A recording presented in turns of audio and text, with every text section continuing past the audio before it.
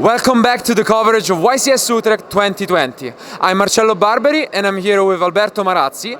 We're here to talk about the meta discussion. We have seen just a few moments ago with Darren and Farfa, our friend, the impact on the meta from the Forbidden Limited list. But we have seen a lot of changes. This is the first YCS of the year and a lot of new products has been released. First of all, the new set Ignition Assault. So basically, thanks to Ignition Assault, we have cards like Lightning Storm.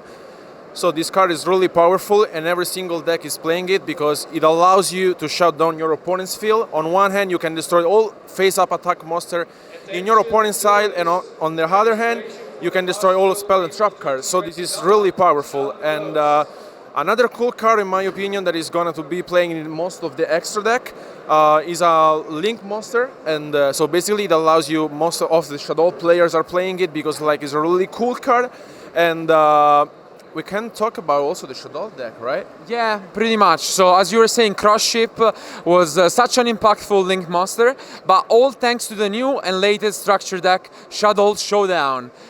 I am, of course, a fan of the deck.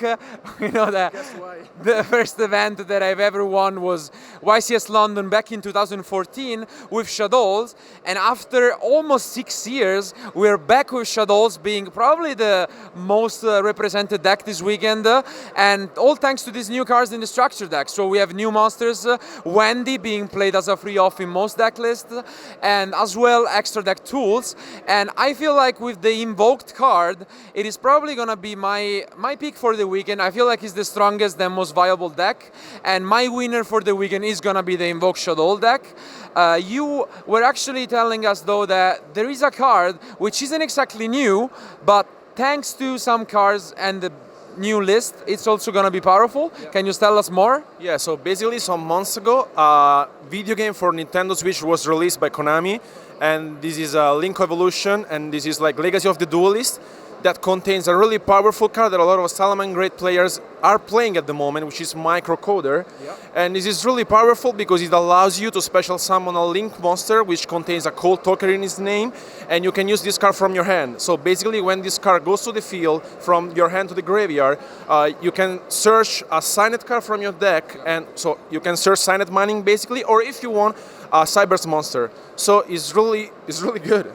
Absolutely, and the last thing to mention is that Yu-Gi-Oh! Changes so quickly all over, even from one week to another. Last weekend, UDS Tulsa, all over in the US, in Texas, we saw a lot of different decks throughout. Rocket surprisingly took it all and no one saw it coming, but we've seen still Salaman Great, Invoked, a lot of different decks, even Lunalight with some Zodiac cards, which was crazy. But that's all for us. We have a lot of different decks.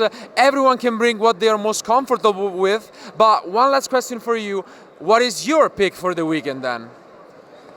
I mean, I pick Shadow too. Okay. I think most of the players will rely on Shadow, and I think maybe Invoke Shadow it's my pick for the tournament. Okay. Yeah, for sure. Yeah. That's our pick, but you guys feel free to leave a comment here in the chat saying what's your pick, and we'll see who is right at the end of Sunday.